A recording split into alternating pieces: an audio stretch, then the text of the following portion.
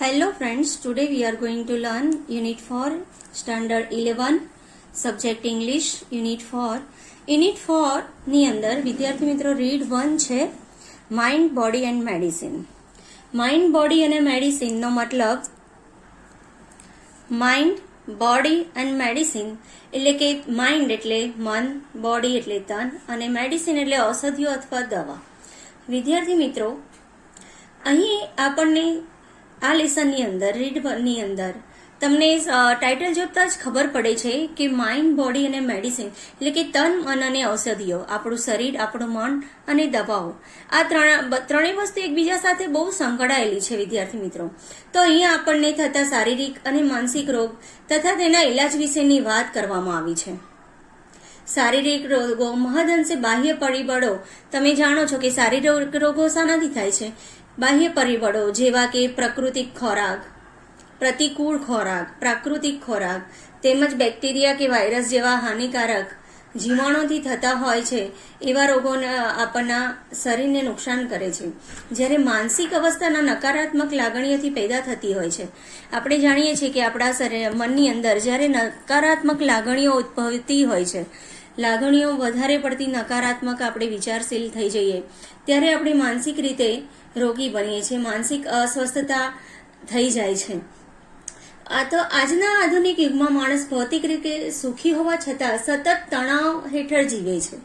કારણ કે જીવનમાં ભૌતિક સુખ એટલું મહત્વનું નથી, સાથે પ્રેમ, લાગણી, ભાવ, આદર અને સન્માન દરેકને જોઈતું હોય છે. પણ જ્યારે લાગણી મહદઅંશે ઘવાય, પ્રેમ, આદર, ભાવ અને સન્માન ન મળે ત્યારે માણસ માનસિક રીતે પણ પીડાય છે અને તેના લીધે એના શારીરિક સ્વાસ્થ્ય ઉપર અસર થતી જોવા મળે છે. આપણી જીવનશૈલી હાલની તો જાણે જીવનશૈલી જે છે ને એ જ આપણા રોગોનું મૂળ છે. કારણ કે આપણા જીવનના કુદરતી સ્ત્રોત જેવા કે સારો ખોરાક, પાણી, હવા અને સુખી કૌટુંબિક જીવન સાચવ્યા નથી. આપણું જીવન હવા, પાણી, ખોરાક અને જે કૌટુંબિક પારિવારિક જે ભાવના છે મહદઅંશે ખતમ થઈ ચૂકી છે, જેને કારણે જીવનમાંથી શાંતિ અને સુખ હણાઈ ચૂક્યા છે અને રોગોનું પ્રભુત્વ વધ્યું છે.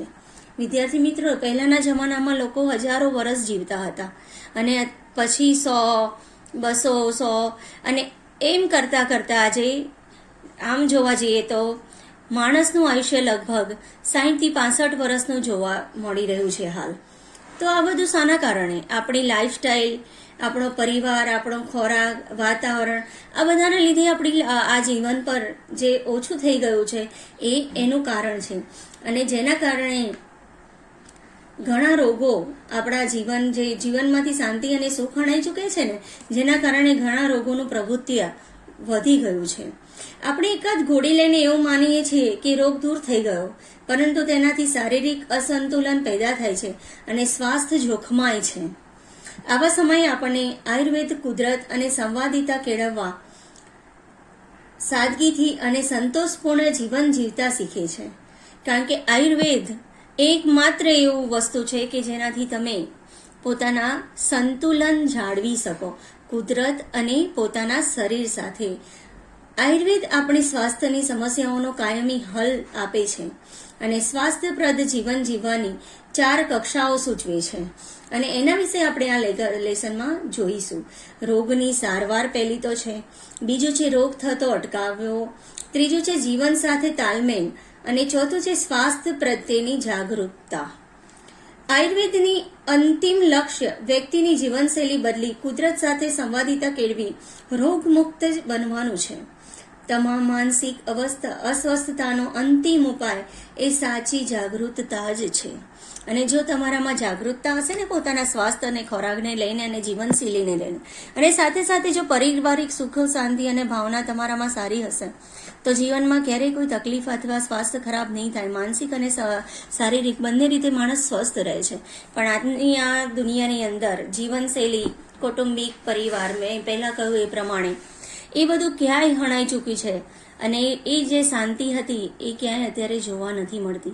જેના લીધે દરેકના સ્વાસ્થ્ય ઉપર ખરાબ અસર થઈ રહી છે. તો વિદ્યાર્થી મિત્રો, ચલો આપણે આ લેસનમાં એ જ જોવાનું છે કે આપણું તન મન અને કેવી રીતે એના ઉપર આ બધી ખરાબ પરિબળોની અસર થઈ રહી છે, અને એની સાથે આયુર્વેદિક ઔષધિઓ લેવાથી અથવા આયુર્વેદિક એમાં શું ભાગ ભજવે છે એમાંથી તમને બહાર નીકળવા અને રોગ મુક્ત કરવા માટે એના વિશેનું આ લેસન છે.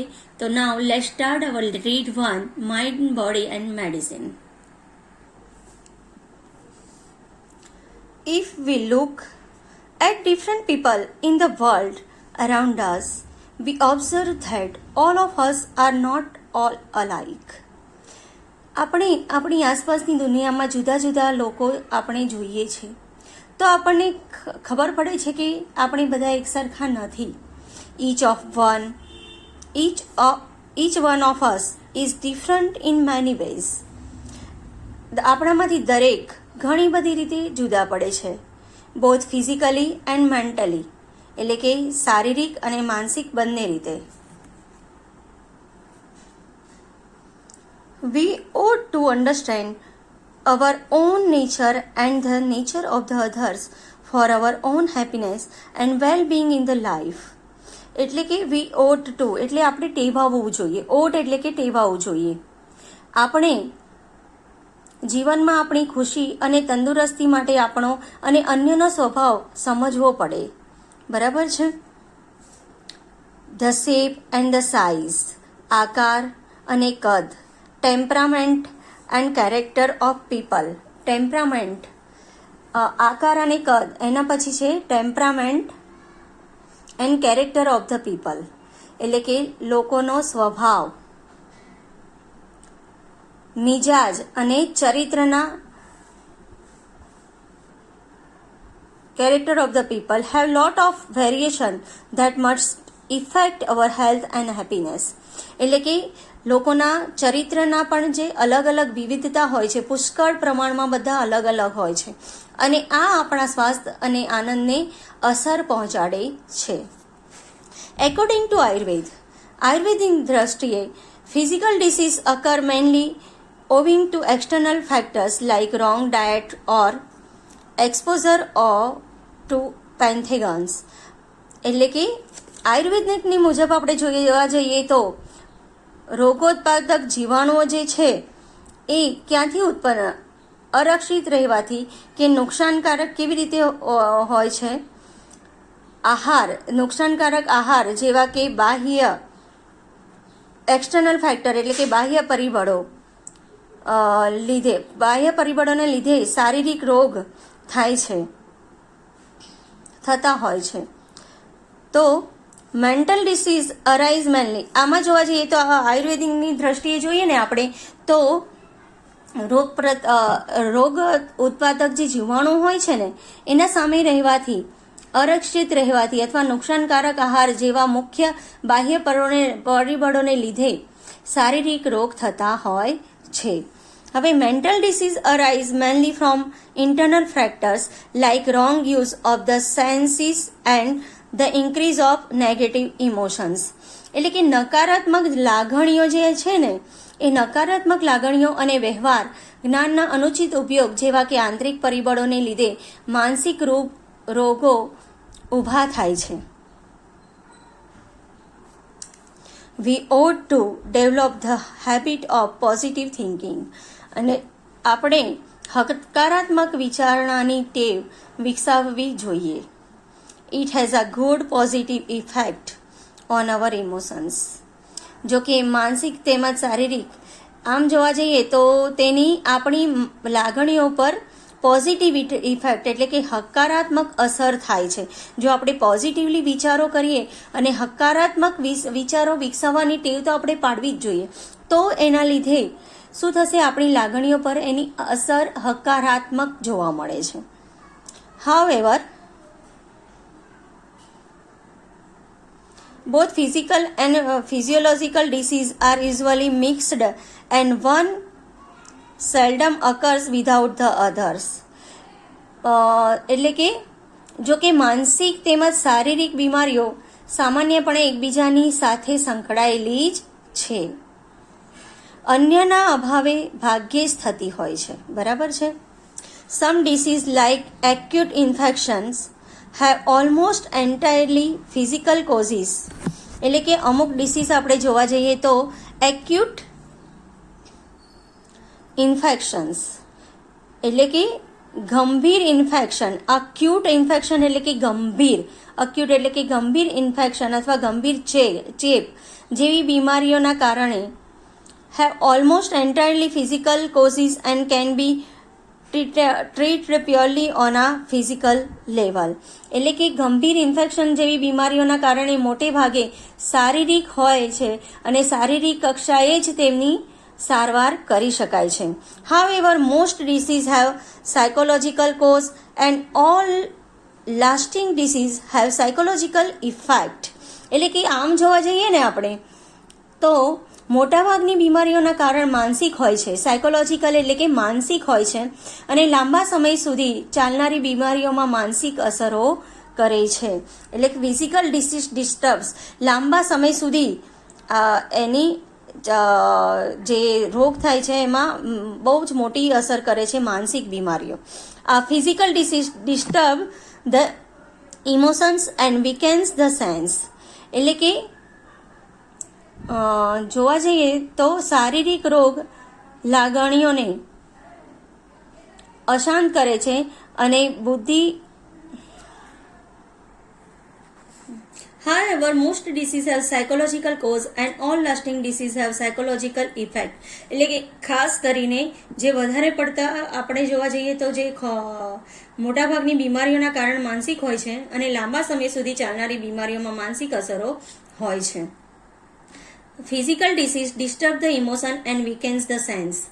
શારીરિક જે આપણે કહેવા જઈએ ને શારીરિક રોગ લાગણીઓને ડિસ્ટર્બ ઇમોશન્સ એટલે કે લાગણીઓને શું કરે છે, વીકન્સ ધ સેન્સ એને લાગણીઓને અશાંત કરે છે અને બુદ્ધિગ્રાહ્યતાને નબળી પાડે છે. Which may result into physical trouble અને તેનાથી પાચનને જેને પરિણામે શારીરિક તકલીફો ઊભી થાય છે. ફિઝિકલ ટ્રબલ એટલે કે શારીરિક તકલીફો ઊભી થાય છે. They lead to dietary problems અને એના લીધે ડાયટરી પ્રોબ્લેમ્સ એટલે કે પાચન શક્તિ ઓછી થઈ જાય છે, પાચનને લગતી સમસ્યાઓ ઊભી થાય છે. Strain and heart and nerves and weakens the physical body. અને એના લીધે શું થાય છે કે હૃદય, ચેતાતંત્ર પર તણાવ આવે છે અને શરીર નબળું પડતું જાય છે. In the modern developed world એટલે કે આપણી આધુનિક વિકસિત દુનિયામાં અવર પ્રોબ્લેમ્સ આર મેનલી સાયકોલોજીકલ. મુખ્યત્વે માનસિક સમસ્યાઓ છે આપણી. આજની જે આધુનિક દુનિયા છે ને એની અંદર આપણી જે સમસ્યાઓ છે ને એ મુખ્યત્વે કઈ છે, માનસિક છે. વી હેવ સફિશિયન્ટ ફૂડ, આપણી પાસે પૂરતો ખોરાક છે. ક્લોથ્સ, કપડાં છે. એન્ડ શેલ્ટર એટલે રહેવા માટે મકાન છે. Which prevent us from getting most physical disease કે જે આપણને મોટાભાગના શારીરિક રોગ થતા અટકાવે છે. Through most of us have no major physical problems અને જેના લીધે આ મોટાભાગના શારીરિક રોગ થતા અટકાવે છે. ભલે ને we still suffer from psychological unrest. એટલે કે શારીરિક સમસ્યાઓ તો most of us have no major physical problem એટલે કે આપણામાંથી ઘણા બધાને કોઈ ફિઝિકલ પ્રોબ્લેમ, શારીરિક સમસ્યા ન હોવા છતાં we still suffer from psychological unrest. છતાંય આપણે માનસિક અસ્વસ્થતાથી, સાયકોલોજીકલ અનરેસ્ટ એટલે માનસિક અસ્વસ્થતાથી પીડાઈ રહ્યા છીએ. This unrest may manifest as feeling of loneliness, not being loved or appreciated. This unrest એટલે કે આ અસ્વસ્થતા જે છે આપણી એ એકલતા manifest as feeling of loneliness એટલે કે એકલતા. નોટ બિંગ લવડ એટલે કે પ્રેમ કે હૃદયથી વંચિતતા. Not being loved or appreciated. Anger પ્રેમ કે ફિલિંગથી શું કહેવાય, પ્રેમ અથવા ફિલિંગથી વંચિતતા હોય, એંગર એટલે ગુસ્સો, સ્ટ્રેસ એટલે તણાવ, ઓર એન્ઝાયટી એટલે કે વ્યગ્રતા જેવી લાગણીઓ તરીકે પ્રદર્શિત થઈ રહી છે. તમે જાણો છો કે જ્યારે માનસિક રીતે માણસ અસ્વસ્થ હોય ને ત્યારે એને આ બધી બાબતો જેમ કે કોઈનો પ્રેમ ના મળે, કદરથી વંચિત રહે, ગુસ્સો, તણાવ કે વ્યગ્રતા જેવી લાગણીઓ તરીકે પ્રદર્શિત થઈ શકે છે. This unrest may manifest as feeling of loneliness.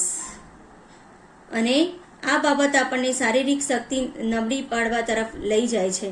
અને જે not being loved or appreciate આ બધું જોયું, it can lead to the weakening of our physical anger and prevent us from doing what we really want to do.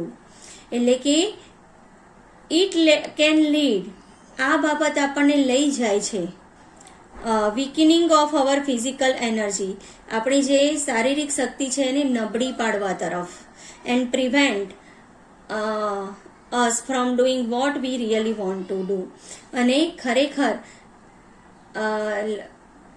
જે કરવા માંગતા હોઈએ ને તે કરતા અટકાવે છે. વિદ્યાર્થી મિત્રો, અહીંયા સુધી ચલું છું. હવે બીજો પાર્ટ બીજા પાર્ટમાં મોકલાઈ આપું છું આગળનો. ઓકે.